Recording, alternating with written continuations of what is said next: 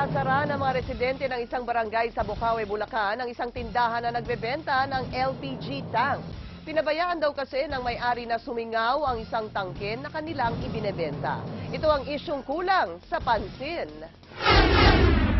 Kuhang-kuha sa video ng isang residente ng barangay Lolomboy sa Bocaue, Bulacan ang pagsingaw ng tangke ng LPG na binebenta sa tindahang nagngangalang Carlos Gas Center. Ika-11 pa ng Abril nang mangyari ang insidente. Pero reklamo ng mga residente, wala pang konkretong nagagawa ang kanilang lokal na pamahalaan hanggang ngayon.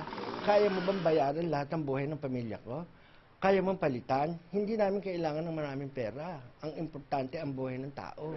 Dagdag pa nila, hinabulang umano ng Carlo Gas Center ang permit sa araw na nangyari ang insidente. Makikita sa barangay business clearance na nakuha ng tindahan na ika-11 ng Abril din ito isinumite at ibang pangalan pa ang nakarehistro. Pinuntahan namin ang tindahan pero tauhan lang ang humarap sa amin dahil wala raw ang may-ari. Pinabayaan daw sumingaw. Pero ma'am, na yung mga datihan na yung pagdating, inasikaso naman nila kaagad. Naghain ng closure order noong Biyernes ang munisipyo ng Bocaue laban sa Carlo Gas Center dahil sa insidente at pati na rin sa maling rehistro nito. Nakakapinsala yung sinasabi na nag-leak. Hindi lang sa polusyon, kung hindi delikado yun, nag-leak ang gas.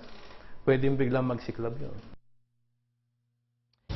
Kaya sa mga establishmento dyan, huwag isipin lang ang inyong negosyo. Bigyang pansin din ang kaligtasan ng mga residenteng nakapaligid sa inyong tindahan.